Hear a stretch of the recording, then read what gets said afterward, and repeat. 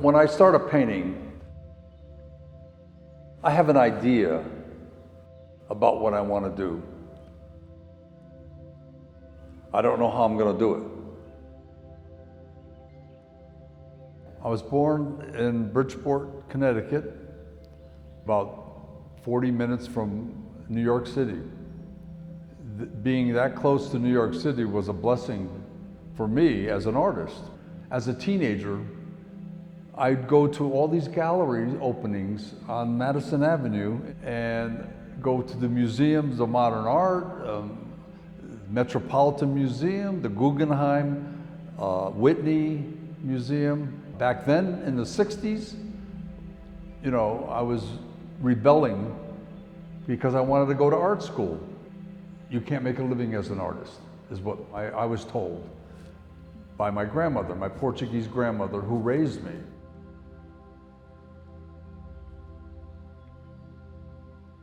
You're going to go to school, college for business. Okay, fine. So that's what I had to do. I was in the corporate world with my business degree, and I was unhappy. And I started painting, and I started selling these paintings in Connecticut, at the art festivals in Connecticut. I can make a living doing this. People are buying my paintings. In 1978, started my career as an artist.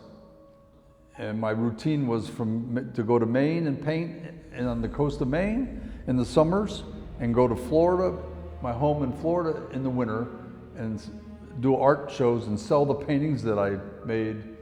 I was fortunate to be able to sell my work. I made enough money to survive early in my life as a watercolorist, and I learned my craft at the same time. Watercolor complemented my personality, my soul. It was spontaneous, it was fluid, because things happen with watercolor that, you know, just are, we call them happy accidents, phenomena. And phenomena was part of the whole experience of painting.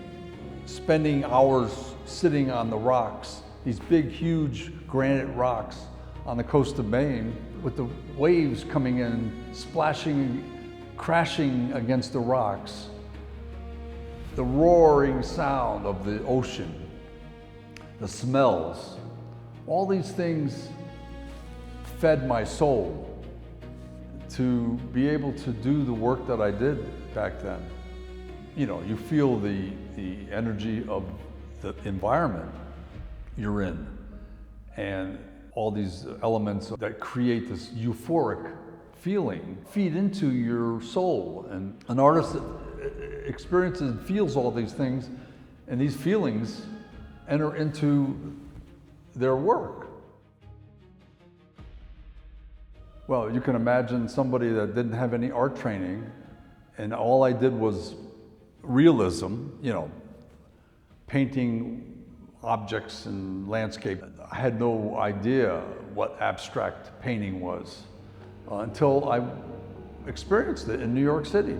I remember standing in front of an Achille Gorky painting. I mean, I didn't understand what I was looking at.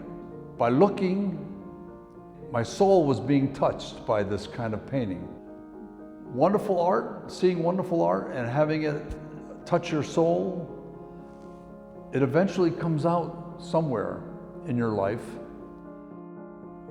I went through a period of being inspired by Picasso, because he started off a realistic painter. He was the trigger that triggered my change from realism towards abstraction.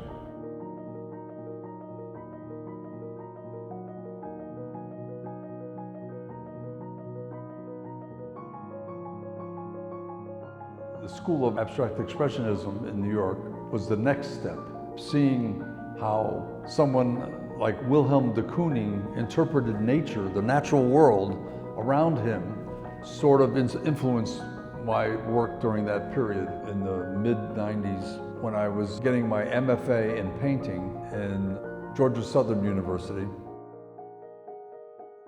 Seeing this show in Taos, New Mexico of Dievenkorn, seeing his Ocean Park series, so all that kind of brought me into the geometric painting style that I'm in now. When I travel, I don't do any sketching. I just observe and absorb. Being 30% Irish, on my mother's side, I realized that, I had to make a trip to Ireland. The Irish Roots series. Traveling in Ireland, I saw these sheep grazing on these hills of green, different shades of green, property lines. I saw these and I said, wow, what an idea. I was influenced by the Mayan temples in Tulum and Chichen Itza. The idea of the triangle came to me then. The point of the triangle is pointing to the heavens. They were pointing towards the gods. And of course they used mathematics, and the Maya invented the calendar. It could stand for mind, body, and spirit. Mexico has a wonderful light. In San Miguel, the lighting is pretty high key, so my palette has changed, and it's become a little higher key because of working in Mexico. Also, the influences of the native peoples here has also entered into my color scheme, because seeing the Otomi and the Chichimeca wearing their colorful costumes and parading and dancing in the streets of San Miguel has inspired my sense of color. A painting to me is like music. Harmony, tones, rhythm, movement. Those are all things that enter into music, but they also enter into painting.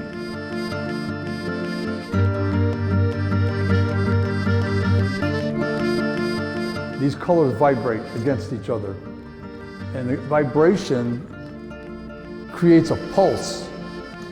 Like we have a pulse, our body has a pulse because we're alive, and that color vibration on the canvas, actually, it's singing.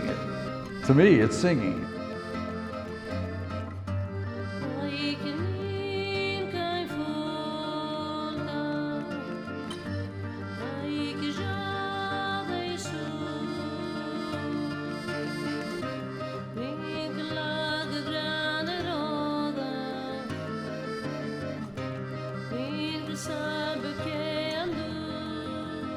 If the colors are singing, to me, it's going to touch your soul.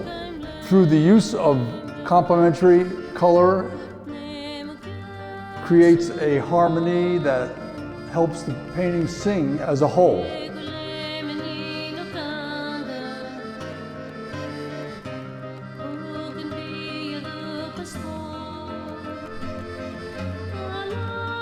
I asked my architect, can they create tiles of my colors, my paint colors? He said, yes. And I said, well, let's do it. Some of the best tiles are made in Dolores, here in Mexico. So we tried an experiment, and I can take one of my paintings and create tiles, a wall of tiles.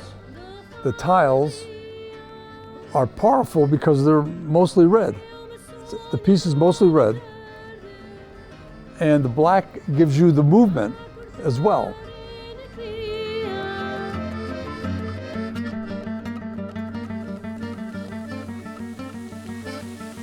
Harmony, yeah, is important, but also discord.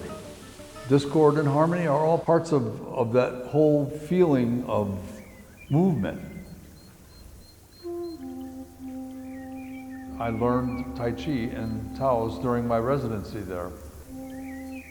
Someone was teaching it on plaza.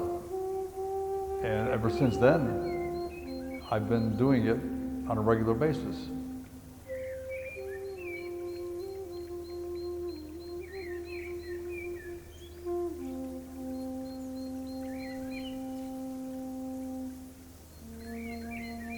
Which is similar to painting. When you're lost in a painting, you're in a meditative state as well. You find out a lot of things about yourself when you are unconscious and you lose yourself in a painting. You allow these things to precipitate, to come out, to happen, to the possibilities of what can be.